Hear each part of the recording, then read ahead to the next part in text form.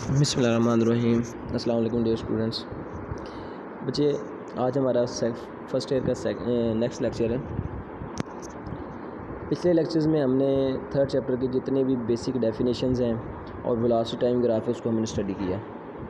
आज हमने पढ़ना है कि हमारे पास जो इक्वेशंस ऑफ मोशन होती हैं उनको किस तरीके से आपने रिव्यू करना है।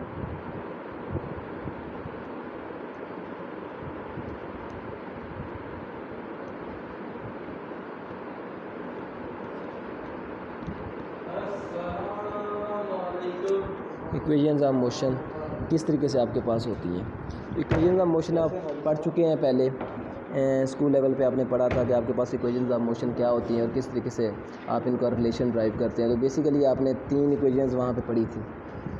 पहली इक्वेशन जो आपने पढ़ी वो ये थी, फर्स्ट इक्वेशन ऑफ मोशन जो इसके नाम से जानते हैं, V F is equal to V I plus A T.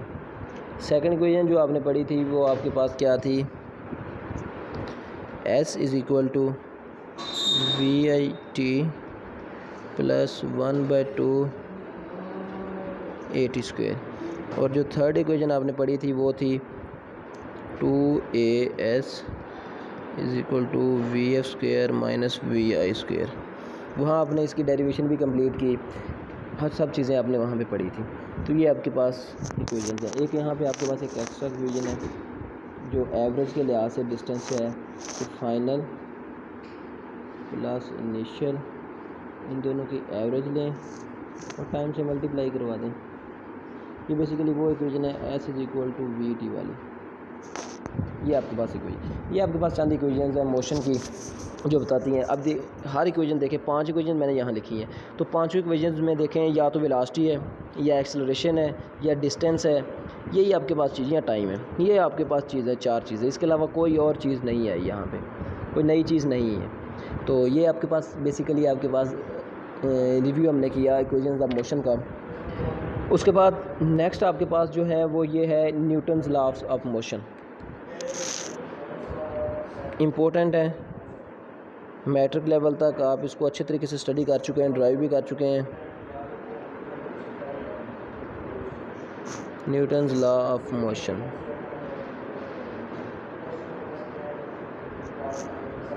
पहले देखें बेसिकली न्यूटन ने 3 लॉ पेश किए थे। जो पहला लॉ था, फर्स्ट लॉ में उसने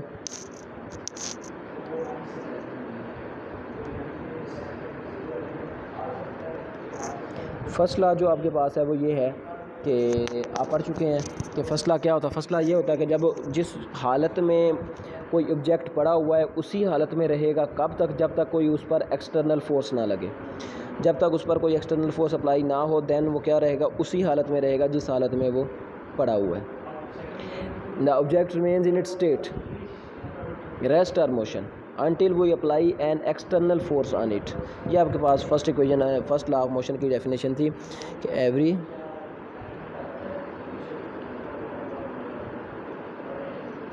ऑब्जेक्ट रिमेन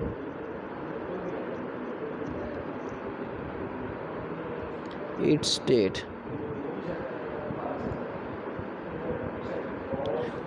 रेस्ट और motion until we apply an external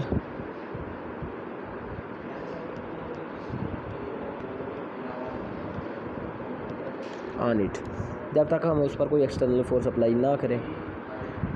ये आपके पास फर्स्ट लॉ था। सेकंड लॉ जो आपके पास है वो क्या कहता है, सेकंड लॉ आपके पास बचे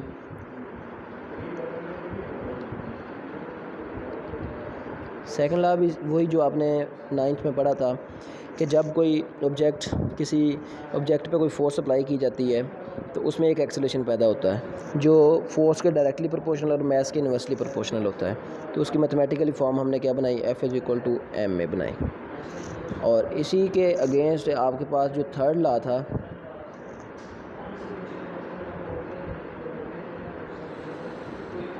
थर्ड लॉ में आपने इसको पढ़ा जो बहुत ही मशहूर लॉ है कि हर एक्शन का एक रिएक्शन होगा, एक्शन